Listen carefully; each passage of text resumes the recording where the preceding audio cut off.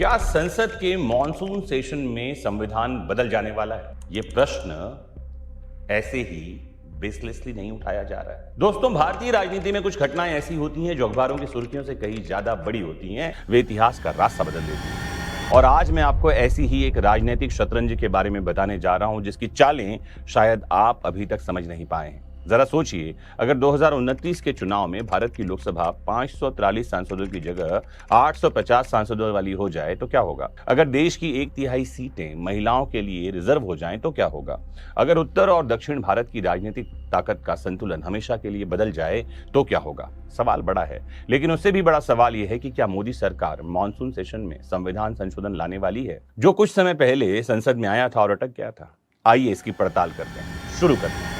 तो दोस्तों, राजनीति में कभी भी घटनाओं को अलग अलग करके नहीं देखना चाहिए। जो दिखाई देता है ना, उसके पीछे अक्सर एक बहुत बड़ी कहानी छिपी होती है। अपने हाल के दिनों में देखा होगा कि तृणमूल कांग्रेस के भीतर अचानक भूचाल आ गया है। वे सांसद जो कभी ममता बनर्जी के सबसे भरोसेमंद माने जाते थे, वे अब लोकसभा अध्यक्ष से अलग बैठने की मांग कर रहे हैं। वे कह रहे हैं कि हमें अलग ब्लॉक चाहिए, हमें पहले वाली व्यवस्था स्वीकार नहीं है।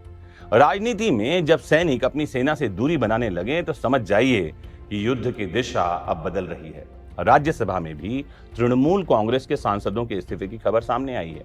दूसरी तरफ तमिलनाडु की राजनीति में नया समीकरण उभरा है। दलपति विजय के उदय ने डीएमके और कांग्रेस के रिश्तों में खटास पैदा कर दी है। जो दल कभी एक मंच पर दिखाई देते थे, आज उनके बीच अविश्वास है और अविश्वास की दीवार बड़ी होती दिखाई पड़ रही है। अब जरा पीछे चलते हैं। जब महिला आरक्षण कानून पारित हुआ, जिसे 106 कॉन्स्टिट्यूशनल अमेंडमेंट एक्ट कहते हैं, जिसका नाम नारी शक्ति वंदन अधिनियम था, तब पूरे देश में इसकी चर्चा हुई।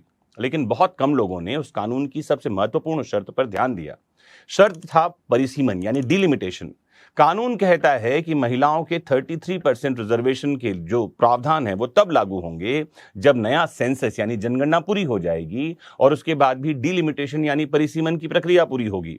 और यहीं से राजनीति का सबसे बड़ा संघर्ष शुरू होता है। डिलिमिटेशन क्या है समझा दूं, सरल भाषा में समझिए। भारत में हर सांसद कितनी जनसंख्या का रिप्रेजेंटेशन करेगा, यह तय करने की प्रक्रिया डिलिमिटेशन कहलाती है। इंडियन कॉन्स्टिट्यूशन के आर्टिकल 82 के तहत इसके लिए व्यवस्था की जाती है। सामान्यतः हर सेंसस यानी जनगणना के बाद डिलिमिटेशन यानी परिसीमन होना चाहिए। लेकिन भारत में एक अजीब स्थिति है। आज भी लोकसभा सीटों का आधार 1971 की जनगणना बनी हुई है। क्यों बनी हुई है? क्योंकि यदि प्रेजेंट टाइम के सेंसस के आधार पर सीटें बांट दी जाएंगी तो उत्तर प्रदेश, बिहार, मध्य प्रदेश, राजस्थान, ये जो राज्य हैं, इनकी सीटें बढ़ जाएंगी, जबकि तमिलनाडु, केरल, आंध्र प्रदेश और कर्नाटक जैसे राज्य जो हैं, इनकी हिस्सेदारी कम हो जाएगी। क्योंकि जो नॉर्थ इंडिया है, उत्तर भारत है, यहाँ के राज्य अपनी जनसंख्या बढ़ाते चले जा रहे हैं।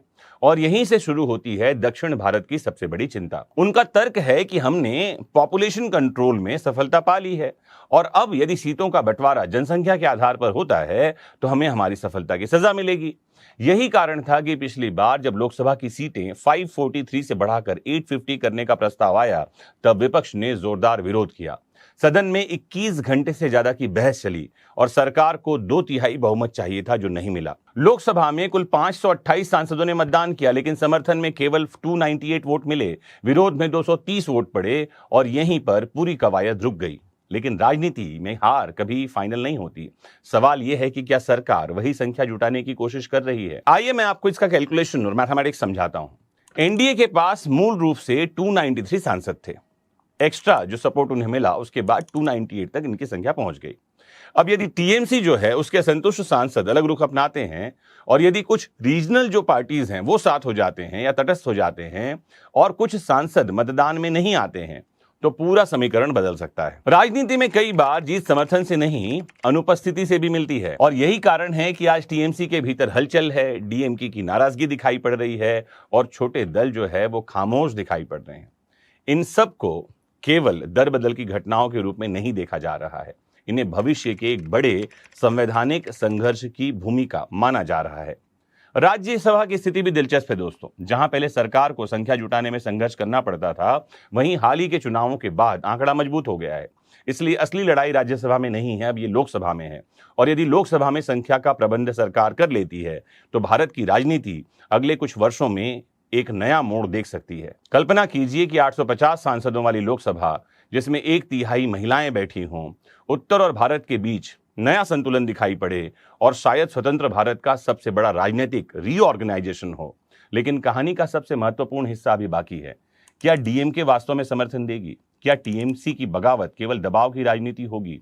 क्या छोटे दल सत्ता और विपक्ष के बीच संतुलन बना पाएंगे? और सबसे बड़ा सवाल, क्या मोदी सरकार मानसून में ये दांव खेलेगी? और उससे भी बड़ा सवाल है, क्या लगता है आपको, अगर संसद में 1/3 महिला सांसद बैठेंगी तो क्या देश का जो वर्तमान स्वरूप है ये बदलेगा?